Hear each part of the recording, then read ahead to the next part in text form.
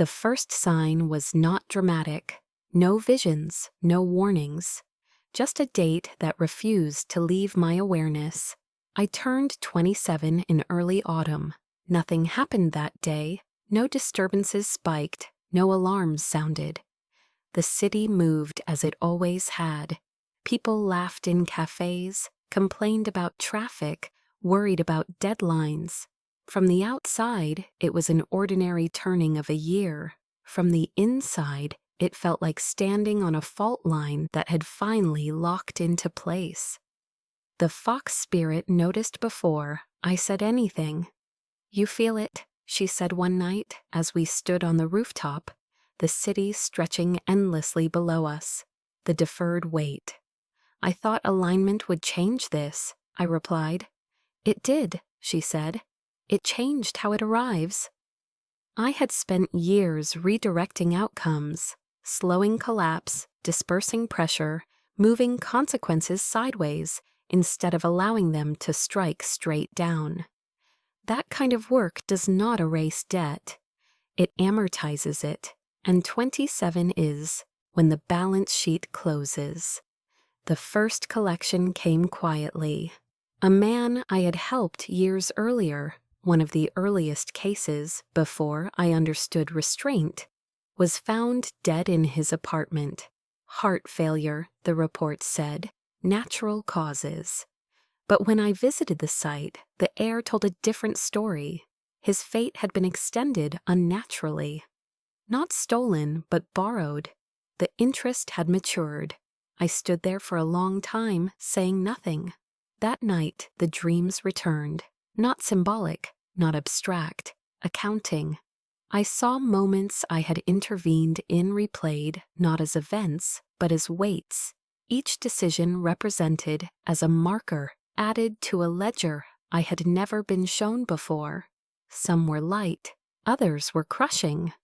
"You were never meant to carry this alone," the fox spirit said as the visions faded. "I chose alignment," I replied. "That was the point." "You chose responsibility," she corrected, "not immunity." The second collection involved no death. A bridge I had quietly redirected traffic from years earlier because I sensed fatigue in its structure collapsed during scheduled maintenance. No injuries, no headlines, but the timing was exact. A warning. Then came the third. The government liaison assigned to monitor me was reassigned abruptly. No explanation, no farewell, just gone. Replaced by someone less curious, less cautious. The pattern was clear. What could be resolved gently would be. What could not would escalate. I asked the question I had avoided since childhood. What happens if I can't pay? The fox spirit was silent for a long time. "Then the debt transfers," she said finally, "to systems, to people who never agreed to it." "That's unacceptable." She looked at me steadily. "That is why you were chosen." The reckoning was not about punishment, it was about consolidation. At 27, fate stops negotiating in installments. It demands structure. The city felt different now, not unstable, but tense. As if something beneath it had shifted position and everyone was unconsciously adjusting their footing. Disturbances increased, not in size, but in precision. A subway delay here, a policy failure there, a sudden outbreak of panic in a district already under strain. None catastrophic, all cumulative. I realized what was happening too late. The government wasn't just observing anymore. They were using my past interventions as data points, trying to replicate outcomes without understanding cost. They initiated a containment protocol in a coastal city, sealed zones, population control measures, forced relocations under the guise of disaster prevention. They did not consult me. The imbalance spiked immediately. "This is your mirror," the fox spirit said. "They've learned the wrong lesson." I felt something crack, not in the world, but in me. For the first time since alignment, I considered direct refusal. Not quiet deflection, open resistance. If I intervene now, I said, it won't stay hidden. No, she agreed, it won't. And if I don't? Then this becomes the model. The choice was no longer theoretical. The reckoning had moved beyond me.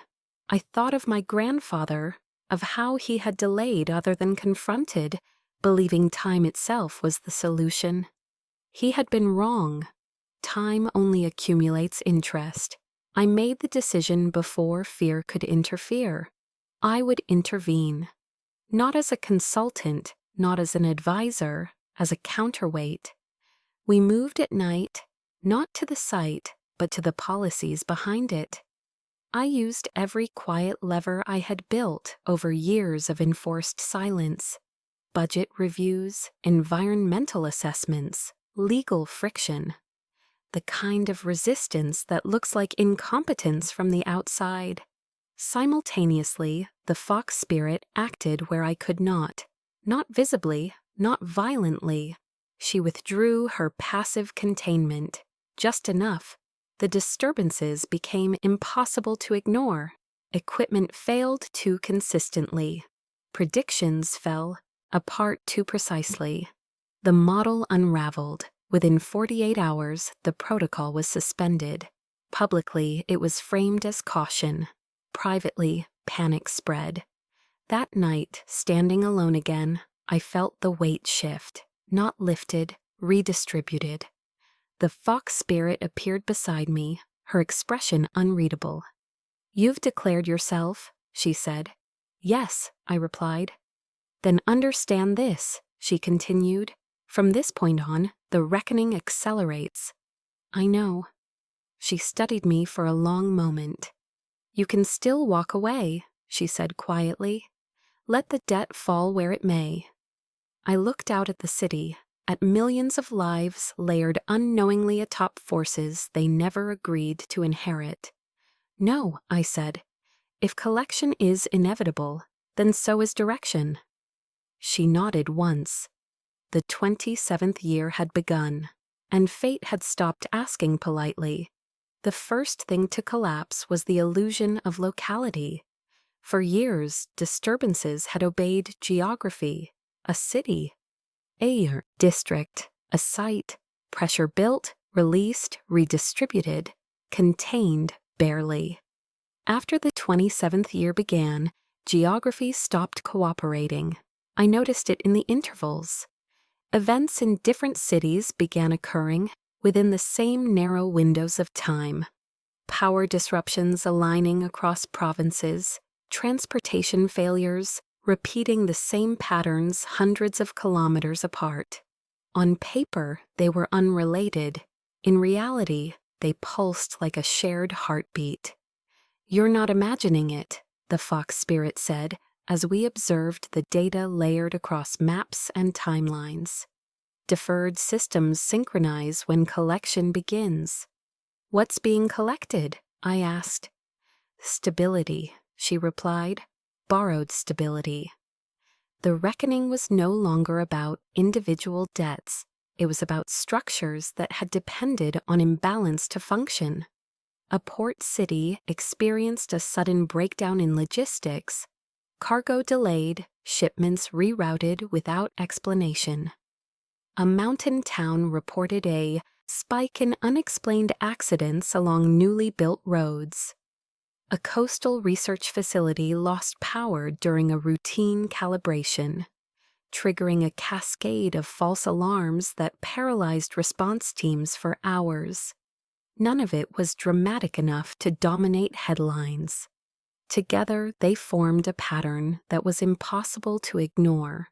The government noticed, not the way they had before, curious, cautious, trying to contain. This time they panicked. Emergency committees were formed. Interagency task forces demanded unified explanations. Predictive models, built on assumptions borrowed from my earlier interventions, began failing simultaneously. I received no summons. That was worse. Silence from authority is never absence, it is recalibration. They're trying to scale you, the fox spirit said, without you. I never gave them a method, I replied. You gave them outcomes, she said. They assumed repeatability. The reckoning punished that assumption. One night, as storms rolled across 3 regions at once, unnaturally synchronized, I felt a familiar pull, not toward a place, but toward a decision point. Something was being assembled. I traced it through indirect channels, construction permits, emergency funding reallocations, unusual military logistics movements disguised as disaster preparedness. They were building a centralized containment hub, a facility designed not to fix imbalance, but to suppress it wholesale. They want a lid, I said quietly. Yes, the fox spirit replied, and they will fasten it shut. That kind of suppression always fails, not immediately, but catastrophically. I knew the location before confirming it. Old ground, historically active, a convergence zone that had been pacified decades earlier through layered compromise and neglect. Sealing it again, this time with technology instead of ritual, would amplify pressure across every connected system. I sent warnings, carefully worded, non-specific, impossible, to dismiss outright. They were acknowledged, then ignored. The reckoning does not wait for permission. The first sign came from the north.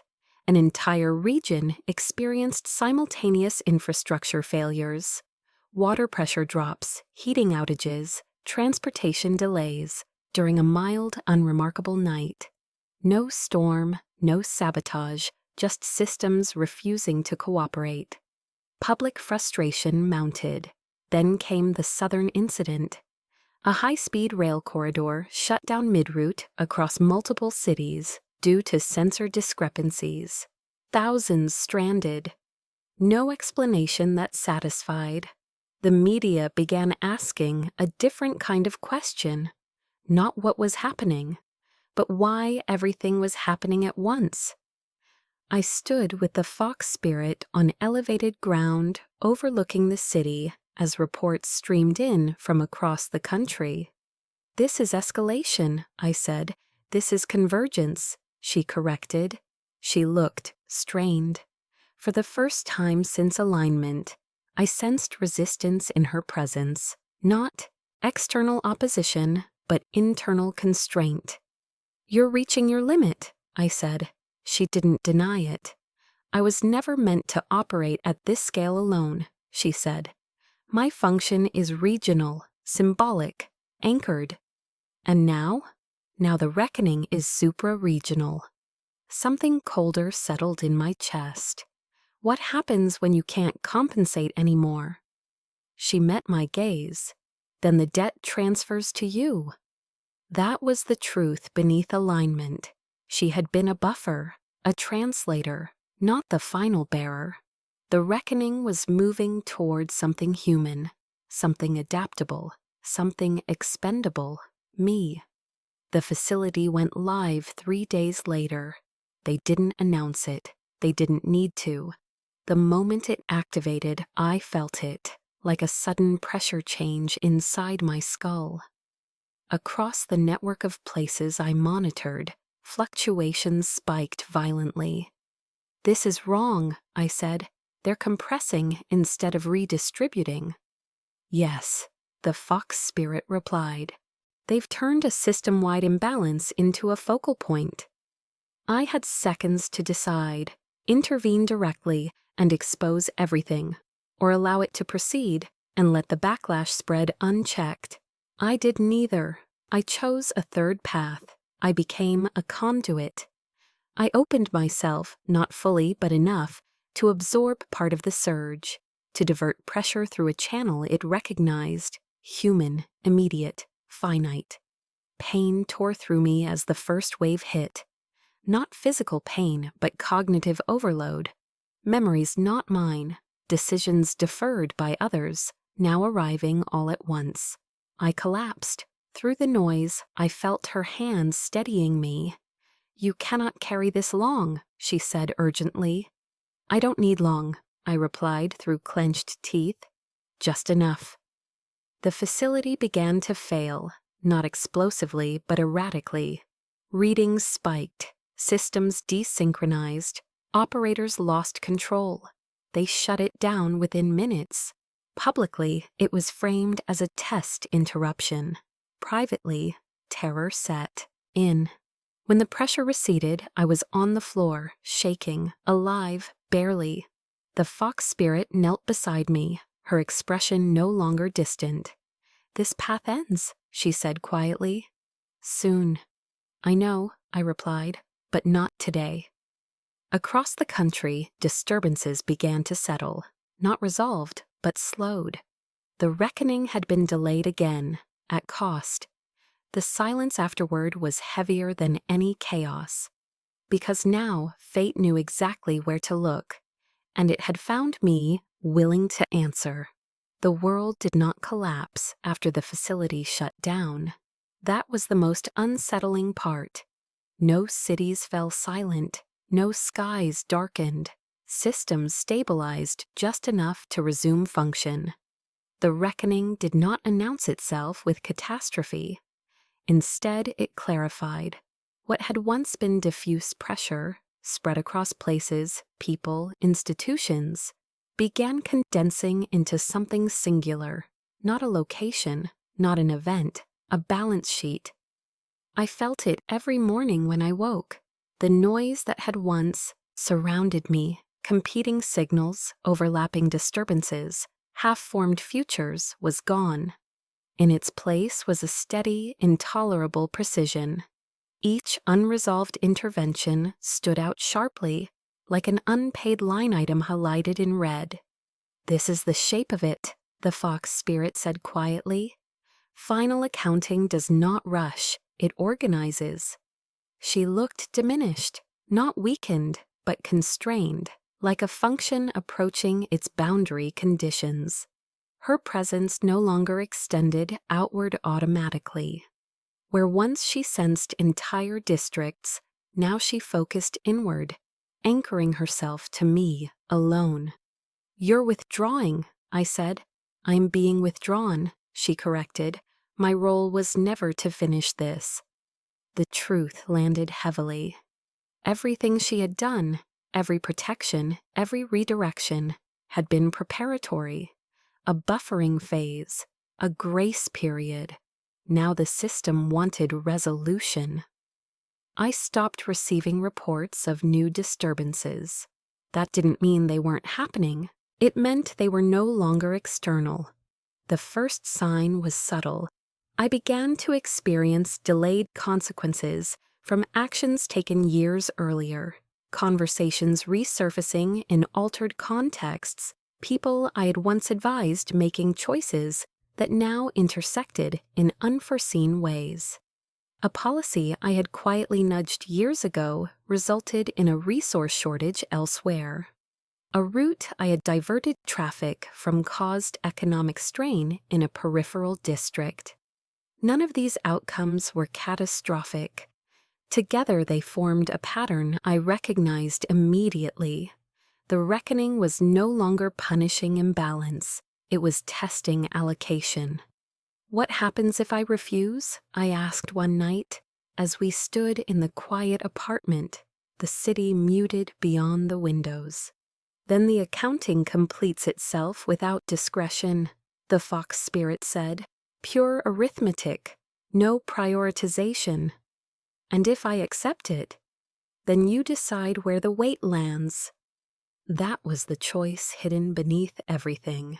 Not salvation or sacrifice, but distribution. I understood then why my grandfather had delayed instead of confronting, why he had burned offerings instead of severing ties, why he had chosen me, not because I was special, but because I was positioned, human enough to empathize, aligned enough to endure, replaceable enough to be spent. The accounting accelerated. I stopped sleeping, not from fear, but from processing. Information streamed constantly, not visions, but probabilities. I saw how pressure flowed through systems, where it pooled, where it broke weakest. I could trace outcomes months, even years ahead. Not clearly, but directionally. The fox spirit watched, silent. "You cannot carry all of it," she said at last. "I'm not trying to," I replied. "I'm prioritizing." The first decision was brutal, a regional infrastructure project, one I knew was structurally flawed, but politically protected, reached its breaking point. I could intervene, delay collapse again, reroute, pressure elsewhere. Or I could let it fail cleanly. I chose failure. The collapse happened during controlled conditions. No casualties, financial loss, public inquiry contained. The pressure released from that system prevented 3 others from escalating simultaneously. I felt the weight settle and lighten. The accounting acknowledged the trade. The second decision was harder. A community that had benefited quietly from years of diverted consequences. Economic cushioning, environmental neglect, masked by policy, faced exposure. Correcting the imbalance would cause long-term hardship. Not correcting it would deepen systemic distortion. I hesitated. This was where discretion mattered. I adjusted parameters, not to erase the cost, but to extend it. Phased corrections, support structures, the accounting accepted partial payment. I learned its rules quickly. It did not demand perfection. It demanded intentionality. The fox spirit's presence faded further as the days passed. "You're replacing me," she said without bitterness. "No," I replied. "I'm finishing what you started." She smiled faintly. That was always the plan. The final realization came quietly. There was no singular final act, no climactic sacrifice. The final accounting was not about settling everything at once, but about establishing a new equilibrium, one where deferred cost could no longer accumulate invisibly. The reckoning didn't want an ending. It wanted continuity without denial. I felt the last threshold approaching, not death, not disappearance, but transition. "What happens to you?" I asked her.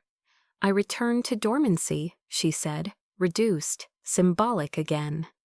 "And the covenant?" "Fulfilled," she replied, "not broken." I nodded. Outside, the city breathed evenly. Systems functioned. People lived unaware of how close they had come to inheriting unpayable debt. That was fine. Someone always has to see so others don't.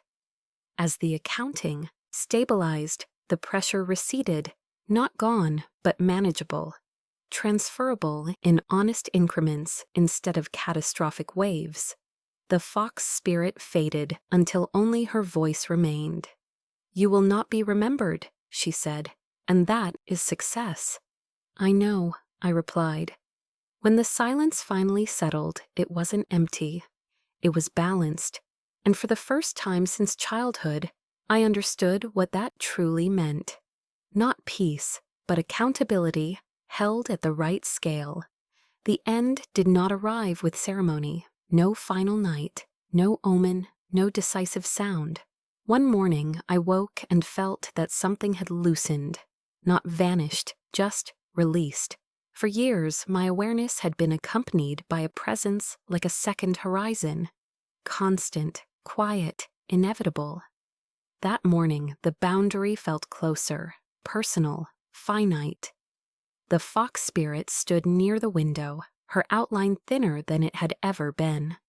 "You feel it," she said. "Yes." "The covenant has completed its function," she continued. "There is nothing left to defer." I studied her carefully. She no longer radiated authority, no pressure, no pull.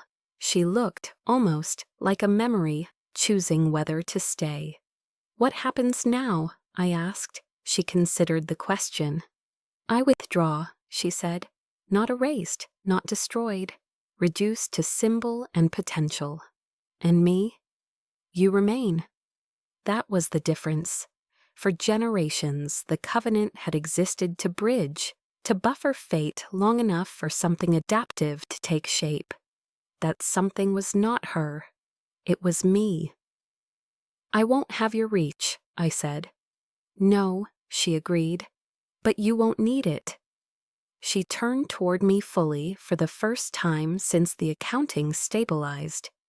You were never meant to replace me, she said. You were meant to outgrow the need for me. That was the final truth. Spirits arise where systems fail. They persist where responsibility is avoided. They become powerful only when humans surrender agency. The covenant had not bound me to her. It had bound delay to consequence. Now delay was no longer necessary. The pressure that once demanded intermediaries had been reorganized, distributed across institutions, policies, behaviors, imperfect but conscious. Balance no longer depended on belief. It depended on maintenance. I won't be able to see the way I used to, I said. She nodded, not constantly, not instinctively. And when imbalance returns, she smiled faintly. Then you will notice the same way others do, through effects. The withdrawal was subtle, no light, no sound, just a thinning like fog lifting without wind. When she was gone, the room felt ordinary, not empty, human. The days that followed were quiet. My phone began receiving messages again, mundane things, delayed emails, missed reminders, noise returning to its normal proportions. No more overlapping signals, no constant evaluation of unseen pressures. I slept deeply. When I woke, I felt something I hadn't felt in years. Uncertainty. It wasn't fear, it was choice. The government containment quietly dissolved. Not officially, nothing ever ends officially, but functionally. Requests slowed, monitoring relaxed, interest drifted elsewhere. They didn't need me anymore. Not because everything was fixed, but because nothing required singular containment. That was the mark of success. I moved, not far, just enough. I took a position that involved planning, not forecasting disaster, but preventing fragility. Infrastructure review, environmental resilience, policy modeling, no titles, no authority, just leverage. People asked sometimes how I saw problems before they emerged. I gave honest answers. Patterns, I said, history, incentives, all true, none complete. Occasionally, I still sensed imbalance, not as pressure, but as misalignment, poorly considered decisions, short-term gains compounding into long-term strain. I intervened differently now. I asked questions. I delayed timelines. I adjusted assumptions, no incense, no rituals. Just friction where acceleration would have caused harm. Once, late at night, I passed a park where an old tree stood crooked and unsupported. Construction plans had left it isolated, roots exposed, soil compacted. I stopped. The tree didn't need removal, it needed context, a redesign, space, time. I submitted a report the next day.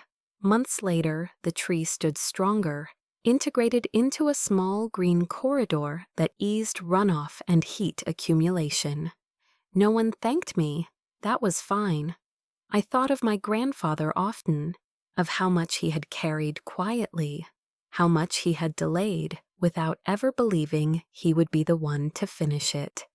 I understood him now. Delay is not cowardice. It is faith that someone later will be capable. Sometimes that someone is born into obligation. Sometimes they choose it. One evening, as the city lights flickered on, I felt a faint recognition, not presence, not voice, but acknowledgement. Not from her, from the system itself. The covenant had ended, the role remained. Not guardian, not mediator, not sacrifice. Just a person willing to notice when balance drifts and act early enough that no one else ever has. To know how close it came. That is how it ends, not with belief, but with responsibility normalized. And once responsibility becomes ordinary, spirits fade, covenants dissolve, and the world, flawed as it is, continues without needing myths to hold it together. That, I realized, was always the point. If this story resonated with you, if you're drawn to narratives about balance, unseen costs, and the quiet choices that shape entire systems, then consider subscribing to the channel and following along. These stories aren't released quickly. They're written carefully. Each one builds on the last, exploring what happens when responsibility replaces myth and awareness replaces fear. By subscribing, you won't miss the next chapter, and by following, you help this space remain a place for slow, meaningful storytelling in a noisy world. No urgency, no pressure. Just stay if this kind of story feels like it found you for a reason.